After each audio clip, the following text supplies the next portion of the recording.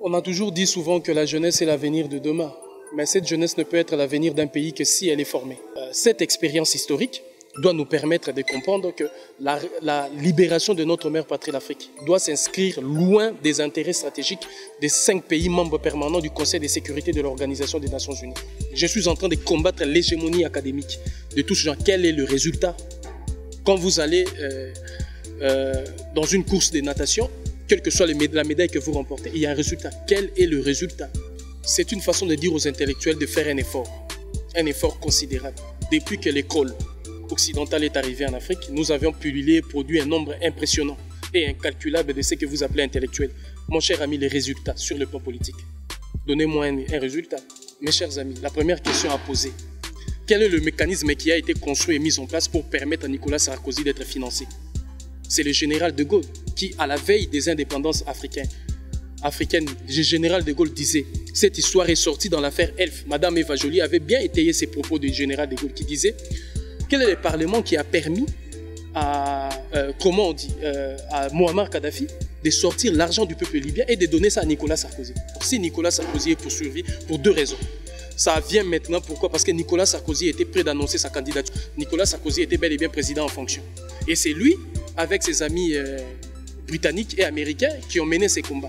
Donc justement, la France veut savoir où est parti le reste de l'argent. Parce que je vous rappelle qu'il y a des cités ici, cité d'Arcueil-Cachan. La cité d'Arcueil-Cachan a été construite avec l'argent du peuple zaïrois, notamment pillé par Mobutu Sese Seko et placé dans des banques françaises. La déstabilisation de la Libye, c'est une ingérence intempestive des armées occidentales depuis Belle Lurette dans les affaires africaines. Donc Muammar Kadhafi a été simplement une victime encore sur la longue liste des dirigeants africains ou des personnalités qui ont été... Parce qu'il n'y aura jamais d'autodétermination politique, ni d'autodétermination économique, ni d'autodétermination administrative sans passer par la République démocratique du Congo. Je vous rappelle que le premier assassinat politique d'où l'on a privé au peuple africain l'autodétermination politique commence à la République démocratique du Congo où l'élu du peuple Patrice Lumumba a été assassiné. La création de la zone de libre-échange est un processus à 5 niveaux qui aboutira à l'intégration africaine. Donc, nous saluons la démarche et l'idée. Ce n'est pas encore ça, mais c'est une première étape. Ensuite, viendra tout ce qui s'ensuit jusqu'à arriver au 5e et dernier niveau, 5e échelon, c'est-à-dire c'est de la poudre aux yeux. Lorsque nous nous sommes engagés, nous, dans ce combat de la libération pour permettre à notre mère patrie, l'Afrique, d'accéder à sa souveraineté monétaire, nous l'avions dit et nous ne cessons de le dire. Que ce sont les mécanismes mis en place, notamment par les institutions de Bretton Woods. Nous avons le FMI, la Banque mondiale et arrivent aussi les instruments économiques mis en place par l'Union européenne. Par exemple, les STABEX. Mon premier regret, c'est que le peuple sud-africain et la classe politique sud-africaine est en train de maintenir Nelson Mandela comme un héros et un mythe, en n'étant pas capable d'accéder et de faire mieux que Nelson Mandela. Quant à mon cher ami et camarade Julius Malema, que je profite de saluer, et je pense que, comme convenu, je serai en Afrique du Sud d'ici peu pour continuer à harmoniser ses points de vue sur cette question. D'ailleurs, dans notre manifeste, il est dit clairement qu'il faut récupérer aux béquets, qui sont aux Antilles, aux Caraïbes, aux grands Antilles et aux Caraïbes, la terre, pour le redonner aux Noirs. Il faut récupérer aux colons qui sont en Haïti, la terre. Il faut récupérer aux colons, descendants des Portugais qui sont au Brésil, la terre, et les redonner aux autochtones. Il faut récupérer aux riches et richissimes et barons américains, européens, c'est-à-dire devenus américains, la terre pour les rendre aux Indiens. Il faut récupérer aux Israéliens la terre, les rendre aux autochtones et aux peuples autochtones qui sont là. Il faut récupérer aux Maghrébins, aux familles arabes venues au Maroc, en Mauritanie, au Soudan, les terres des autochtones noirs. Je m'inscrirai en faux.